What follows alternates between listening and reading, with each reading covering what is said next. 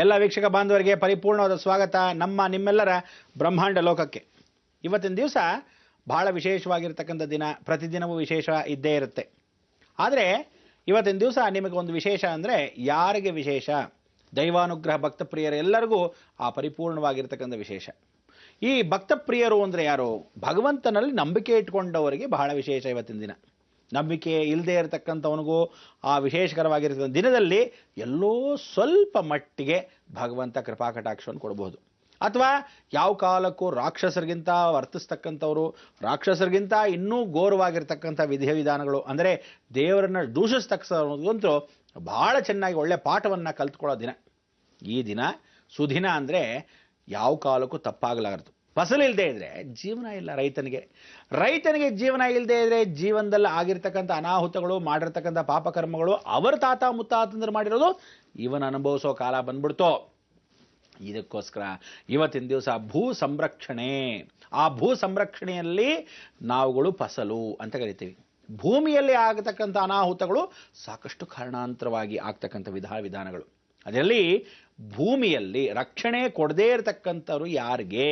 ದೇವರ ಭಕ್ತಿಗಳು ಇಲ್ಲದಿದ್ದವರಿಗೆ ಖಂಡಿತವಾಗ್ಲೂ ರಕ್ಷಣೆಗಳಿಲ್ಲ. ಅನಾಹುತಗಳಿಗೆ ಮರಣಾಂತರವೇ ಕಾರಣ. ಅದಕ್ಕೋಸ್ಕರ ಹೇಗೆ ಅಂದರೆ ನೀರಿಂದ ಪ್ರವಾಹಗೊಂಡು ಎಲ್ಲ ಫಸಲುಗಳು ವಿಶೇಷವಾಗಿ ನೀರಲ್ಲಿ ಕೊಚ್ಕೊಂಡು ಹೋಗ್ತಕ್ಕಂಥ ವಿಧಾನ. ಅದರಲ್ಲಿ ಎಲ್ಲ ಫಸಲುಗಳು ಹೋಗೋದ್ರಲ್ಲಿ ನೀರಿನಿಂದ ಒಂದಲ್ಲ, ಭೂಮಿಯೇ ಒಣಗೋಗುತ್ತೆ. ಮರಳು ಭೂಮಿ, ನೀರಿನ ಅಂಶವೇ ಒಳಭಾಗದಲ್ಲಿ ಒಣಗೋಗ್ತಾ ಹೋಗುತ್ತೆ. ಅಥವಾ ರೋಗ ರುಜಿನಗಳು ಹೆಚ್ಚಾಗಿ, ಆ ರೋಗ ರುಜಿನಗಳು ಯಾರಿಂದ? ಪಕ್ಷಿಗಳಿಂದ, ಪ್ರಾಣಿಗಳಿಂದ, ಗೊತ್ತಿಲ್ಲದೆ ನೂರಾರು ಸಾವಿರಾರು ಹುಳಗಳು ಅಭಿವೃದ್ಧಿ. ಅಂದರೆ ಪಕ್ಷಿಗಳ ಮೃತ್ಯು ಹೆಚ್ಚಾಗತ್ತೆ. ಪಕ್ಷಿಗಳ ಮೃತ್ಯು ಹೆಚ್ಚಾಗತ್ತೆ ಅಂದ್ರೇನು?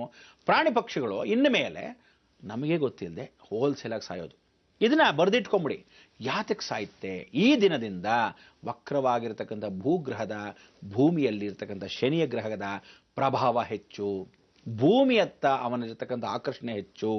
ಏನಕ್ಕೆ ಹೆಚ್ಚಾಗತ್ತೆ ಅಂದರೆ ಸಮುದ್ರದಿಂದ ನೀರಿಗೆ ಅಂದರೆ ದಡಕ್ಕೆ ಬಂದು ಸಾಕಷ್ಟು ಪ್ರಾಣಿಗಳು ತಮಗೆ ತಾವೇ ಸಾಯತ್ತೆ. ಅಂದರೆ ಮೀನುಗಳು, ದೊಡ್ಡ ದೊಡ್ಡ ವಿಶೇಷವಾಗಿರ್ತಕ್ಕಂಥ ಮೊಸಳೆಗಳು, ದೊಡ್ಡದಾಗಿರ್ತಕ್ಕಂಥ ತಿಮಿಂಗಲಗಳು, ದೊಡ್ಡದಾಗಿರ್ತಕ್ಕಂಥ ಪಿಂಗ್ವಿನ್ಸು, ದೊಡ್ಡದಾಗಿರ್ತಕ್ಕಂಥ ವಿಶೇಷವಾಗಿರೋದ್ರಿಂದ ಹೋಲ್ಸೇಲಾಗಿ ಮೃತ್ಯು. ಜಲದಿಂದ ಬಂದು ಹೊರಭಾಗಲೇ ತನಗೆ ತಾಯೇ ಸಾಯೋವಂಥದ್ದು ಪ್ರಾಣಿಗಳು. ಆ ಹಿಂಸೆ ಯಾರಿಗೆ ಹೇಗೆ ಅಂತ ಗೊತ್ತಿಲ್ಲ. ನಿಗೂಢವಾಗಿರ್ತಕ್ಕಂಥ ರಹಸ್ಯಗಳು. ಇದನ್ನ ಕೆಲವರು ವಿಷಾದ ಅಂತ ಹೇಳ್ಬೋದು, ಕೆಲವರು ಕಾರಣಾಂತರ ಹುಡುಕ್ಬೋದು, ಕೆಲವರು ಯಾವುದೋ ಒಂದು ವಿಚಾರವಾಗಿ ಏನೋ ಆಸಿಡಿಕ್ ಗ್ಯಾಸಸ್ ಇರ್ಬೋದು, ಅಥವಾ ಉಸಿರಾಡಕ್ಕೆ ತೊಂದರೆ ಆಗಿ ಒಂದು ಎರಡು ಸಾಕು. ಆದರೆ ಇಷ್ಟೊಂದು ಸಾವಿರಾರು ಯಾತಕ್ಕೆ ಆಗತ್ತೆ? ಇದೆಲ್ಲ ನಡೀತಕ್ಕಂಥದ್ದು ಇವತ್ತಿಂದಾನೆ. ಯಾರಿಗೆ ದೈವ ಅನುಗ್ರಹ ಇಲ್ಲವಿಲ್ವೋ ಅಂಥವರ ಪೂರ್ತಿ ಅಪಮೃತ್ಯುಗಳು ಹೆಚ್ಚು.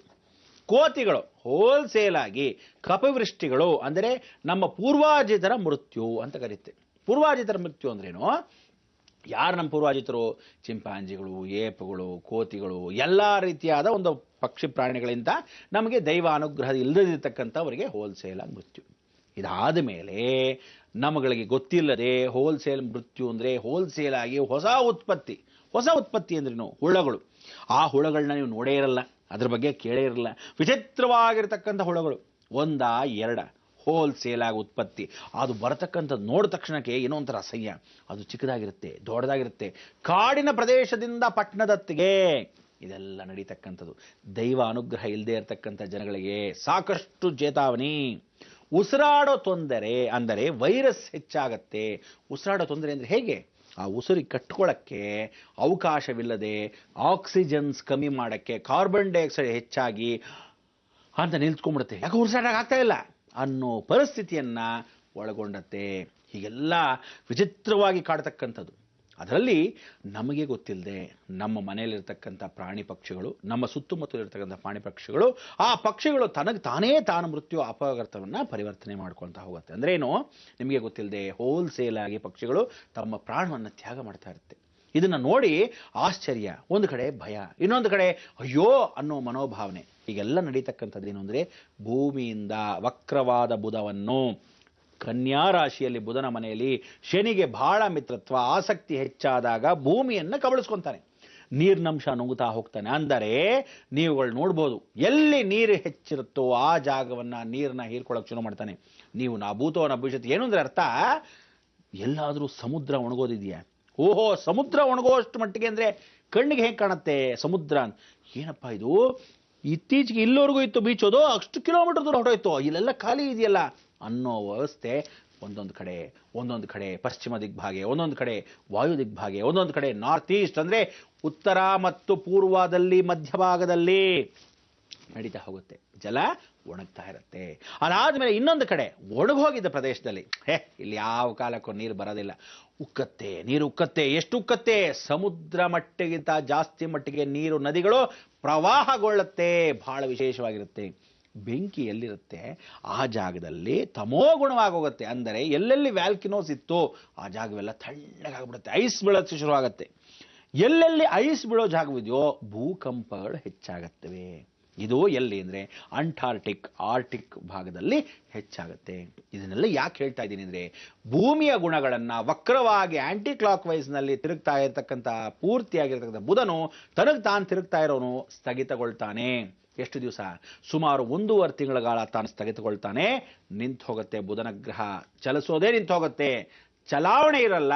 ಅದು ಚಲಿಸದೇ ಇದ್ದಾಗ ಇಷ್ಟೆಲ್ಲ ಅನಾಹುತಗಳು ಯಾವ ರೀತಿ ಆಗುತ್ತೆ? ವಾತಾವರಣ ಕಲ್ಮಶವಾಗುತ್ತೆ. ಆ ಭೂಮಿಯ ಬುಧ ಪರಿವರ್ತನೆ ಅಂದರೆ Mercury, very nearest planet, first nearest planet to the solar system, sun ಅಂತ. ಸೂರ್ಯನ ತಾಪಮಾನ ಹೆಚ್ಚಾಗಿ ವಾತಾವರಣ ಕಲ್ಮಶವಾಗುತ್ತೆ. ವಾತಾವರಣ ಕಲ್ಮಶಕ್ಕಿಂತ ವಾತಾವರಣ ಪ್ರಜ್ವಲಿಸ್ತಕ್ಕಂಥದ್ದು. ಎಲ್ಲೆಲ್ಲಿ ಏನೇನು ಆಗಬೇಕು ಅದೆಲ್ಲ ಆಗದೇ ಇರತಕ್ಕಂಥದ್ದು, ಎಲ್ಲೆಲ್ಲಿ ಆಗಬಾರ್ದೋ ಅದನ್ನೆಲ್ಲ ಆಗತಕ್ಕಂಥದ್ದು. ಅಂದರೆ ನೀವುಗಳು ನೋಡ್ಬೋದು, ಡೆಸರ್ಟ್ ಇದ್ದ ಜಾಗದಲ್ಲೆಲ್ಲ ವಿಶೇಷವಾಗಿ ಸ್ನೋ ಬೀಳುತ್ತೆ. ಅಂದರೆ ಅರೇಬಿಯನ್ ಕಂಟ್ರೀಸ್ ಎಲ್ಲ ಸ್ನೋ ಬೀಳೋ ಅವಕಾಶಗಳು. ಎಲ್ಲೆಲ್ಲಿ ಅಂಟಾರ್ಟಿಕ್ ಇದೆಯೋ ಅಲ್ಲೆಲ್ಲ ಹುಲ್ಲು ಬೆಳೆಯೋಕ್ಕೆ ಶುರುವಾಗುತ್ತೆ. ಅಂದರೆ ಒಣಗ್ತಾ ಇರತಕ್ಕಂಥ ಹಿಮಗಳು ಹೆಚ್ಚಾಗತ್ವೆ.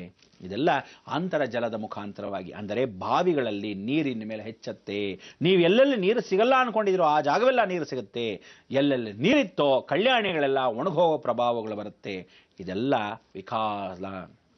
ಅದಕ್ಕೆ ಅಕಾಲ ಮೃತ್ಯುವನ್ನು ಪರಿವರ್ತನೆ ಮಾಡ್ತಕ್ಕಂಥ ಈ ಬುಧನನ್ನು ನಾವು ಸ್ಮರಣೆ ಮಾಡೋದು, ಆ ವಕ್ರಬುಧನನ್ನು. ಯಾರು ಈ ವಕ್ರಬುಧನಿಗೆ ಕಾರಣಕರ್ತ? ಇಷ್ಟೆಲ್ಲ ಕಾಪಾಡ್ತಾನ ಭಗವಂತನ ಒಬ್ಬನೇ ದೈವ ಸಾನ್ನಿಧ್ಯ. ಆ ಭಗವಂತನ ಒಬ್ಬನ ದೈವ ಸಾನ್ನಿಧ್ಯಕ್ಕೆ ನಾವೆಲ್ಲ ಏನು ಮಾಡಬೇಕು? ನೀವೆಲ್ಲ ಏನು ಮಾಡಬೇಕು? ದೈವಾನುಗ್ರಹ. ಭಕ್ತ ಪ್ರಿಯರೇ,